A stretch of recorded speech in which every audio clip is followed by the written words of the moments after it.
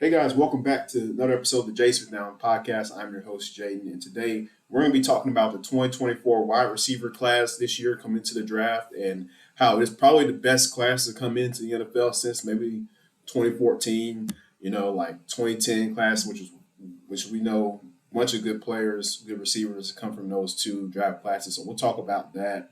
Um, some more talk about some rule changes that the NFL approved recently over the last 24 hours. So I won't go too much into them specifically, but we'll touch on them a little bit, before we get into the main topics of, like I said, this episode, which is talking about the receivers this year. So before we get started into that, though, make sure you guys hit that subscribe button in the right corner of your screen, hit that like button, share with your friends. We're continuing to grow here on YouTube, so in all other platforms. So please make sure you help us out with that. Follow us on TikTok, Jay's Fit Down Pod, Instagram, Jay's Fit Down Pod, Twitter, X, Jay's Fit Down Pod. Make sure you follow us on all those platforms, and give us a follow there.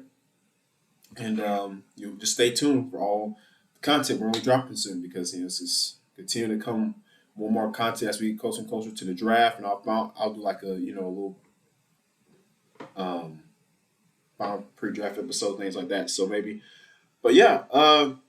So rule changes as far as we're concerned with that. Now the NFL, the hip drop tackle, which has been a very controversial topic lately, talking about the last couple of months here, and they were talking about whether they should ban it or not. Well, they did approve it. The NFL owners approved to ban it. So now, if a defensive player hip drop tackles an offensive player, then I believe the punishment was a 15-yard penalty and an automatic first down for the offense.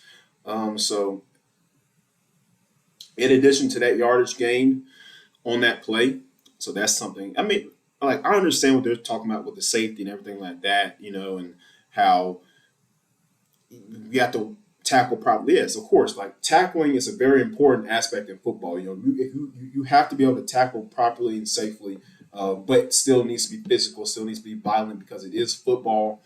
So it's like we still need to tackle the right way, heads up.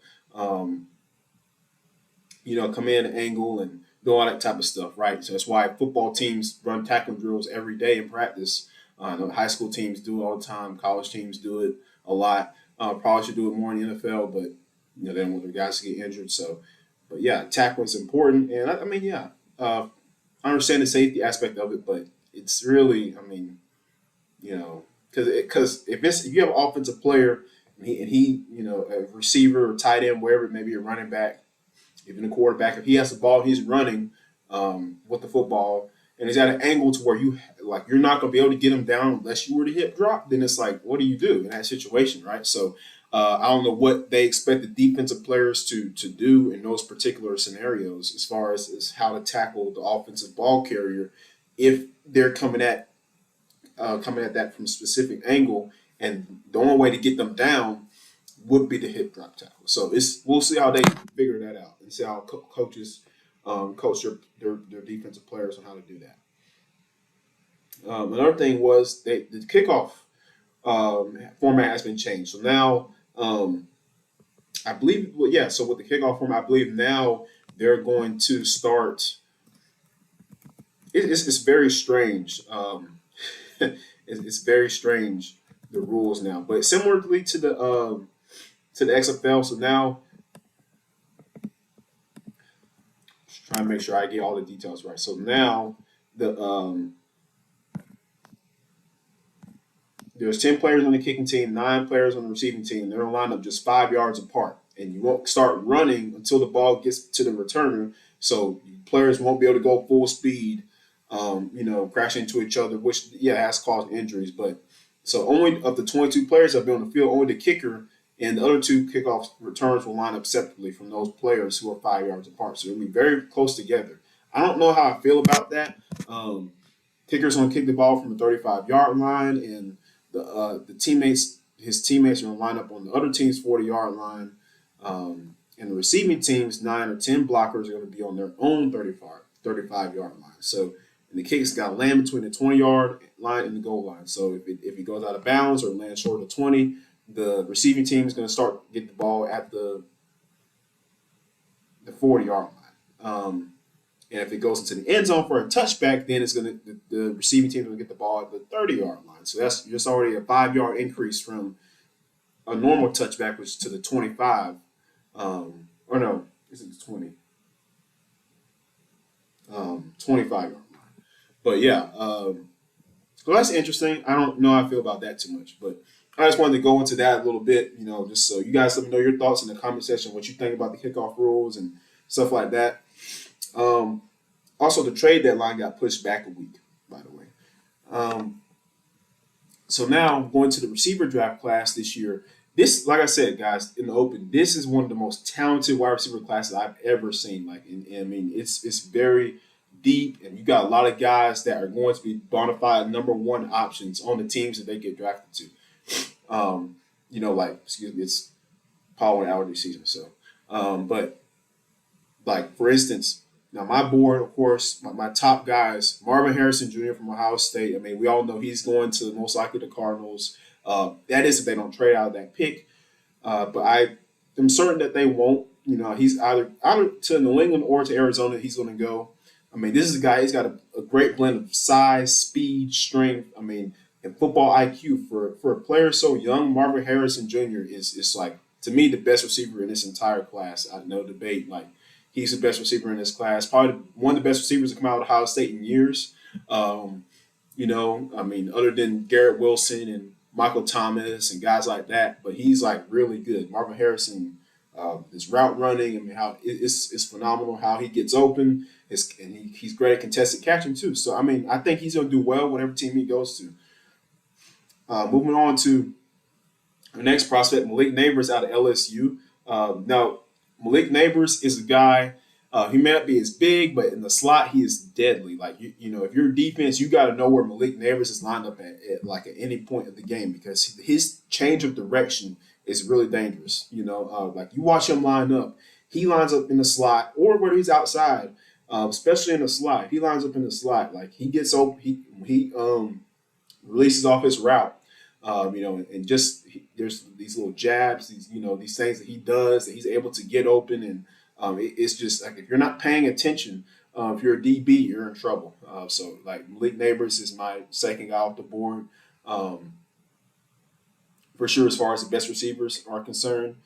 I mean, yeah, he's a guy that's gonna kill in the slot. Like he's gonna be a great slot player. Next up, Ronald Dunte from Washington. We all know he's a phenomenal pass catcher, great contested catch specialist. His route running is really good. The speed he's fast, not super blazer, but he's able to get down the field at great speed and knows how to contort his body to get open for those catches. Definitely a guy you want to have. Great number two. Could be a number one on a lot of teams, but I mean he's definitely a great number two guy to get those high balls too, and those curl routes, those outbreakers, those verts down the field. He's a downfield threat.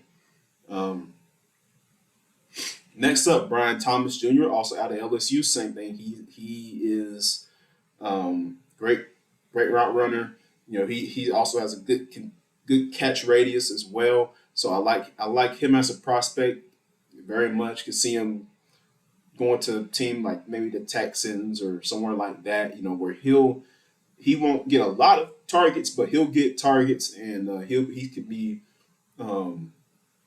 great third down option as well. So yeah, Adonai Mitchell, I mean Vlad McConkey, like y'all get the idea. It's a lot of good receivers in this draft class. I mean, it's just very, very exceptional. And I will say this: the Vlad McConkey though, he's going to be a good player too in this class. I think Vlad McConkey, he kind of reminds me of Julian Edelman a little bit. Like, he's got that, not just because he's white, but but because he can, he's got that quickness to him. He's got that little quick little jolt when he runs, when he gets off the line of scrimmage. Knows how to find spots in coverage. Like Julian Edelman was so good at that when he was playing. Like just finding those spots, those zones to sit down in, get the ball, move the chains. Edelman's not going to blaze you. He's fast. He wasn't going to blaze past you, or he wasn't going to go up and grab those 50-50 balls a lot of the time. But Brady knew that when he needed an option, when he needed to move the chains, he was looking for Julian Edelman a lot of the time. And that's kind of the player that Lad McConkey reminds me of. Like that, he's got great quickness. He knows how to find those spots. He just intelligent. He's a very intelligent receiver. I think he could help a lot of teams for sure. Very talented player, extremely talented. So like I said, this receiver class, I mean, and Xavier Worthy, right? Speed, speed, speed. You can't talk about Xavier Worthy not about this speed. This guy is fast. He can blaze down the field like, um, you know, but he also is a good route runner as well. Has some little minor things to work on, but I think wherever he goes, he will be a great target. A lot of people say he could go to the Chiefs, or the Bills or Chiefs. Like I did have him in my mock draft going to, I believe, let's see, Xavier Worthy. So we just pulled up here. So, um,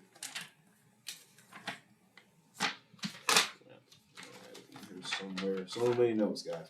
I had him going. Um, Either to the Bills at 28 or to the Chiefs at 32. And let's hope the Chiefs don't get him because that's just going to add to their deadly array of weapons at the receiver position. Along with Rashee Rice, um, Travis Kelsey, of course. So but yeah, I think this potentially has this class has the potential to be the best receiver class since 2014, 2010. I mean, 2014 you had guys like Jarvis Landry, um, Odell Beckham Jr., Brandon Cooks, Devontae Adams, all these guys that have made great positions for Mike Evans. All these guys they've gotten their paydays, they've gotten contracts, they've balled out since they've gotten the league. And I think this class could beat that class. Like I think as far as success wise, like I mean development, I think this is one of the better groups of receivers that we've seen come out of college. And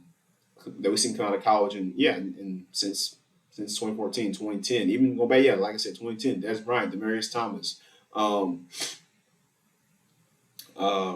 Julio Jones, all those guys, Antonio Brown, like this class right here, the 2024 NFL Draft wide receiver class, will go down as one of the best receiver classes to ever come out of college football and into the NFL. I'm calling that right now. Like I'm calling it right now. I'm not changing that. I think they're going to be huge. As the game goes towards more offense now, like you need those guys that can get the separation, go over the top, and make those big plays. And this is the class to do it. And I know there's some guys I did mention, like Troy Franklin, who's also a Blazer, great player. It's just so many receivers. Like I'll be on here for hours talking about them. So yeah, like I say, guys, that's pretty much what I wanted to get on here and talk about today. Just to wrap it up and sum everything up. Like yeah, 2024 class of receivers really good. These guys are all pretty much be number one options. Most of them are going to be number one options of whatever team they get drafted to. Like that's how talented they are. So stay tuned for that to see where they all land in the NFL draft next month. I'm excited to see what happens with that, which teams pick who, and everything like that. So make sure you hit that subscribe button in the right corner of your screen. We're continuing to grow. So make sure you help us do that by hitting that subscribe button, the like, comment, share with your friends. Let me know your thoughts. What do you think? Do you think this is the best class of receivers to come out in a while or not? Let me know what you think in the comment section. And make sure you follow us on all the social accounts. Check us out on Apple Podcasts, Spotify, Jay's Fifth Down Football Podcast, and check out my books, The Soldier and The Soldier Retribution. I'll put those links in the description. They are available for purchase on Amazon right now. We'll appreciate the support, guys, with that. Thank you. We'll see you next time.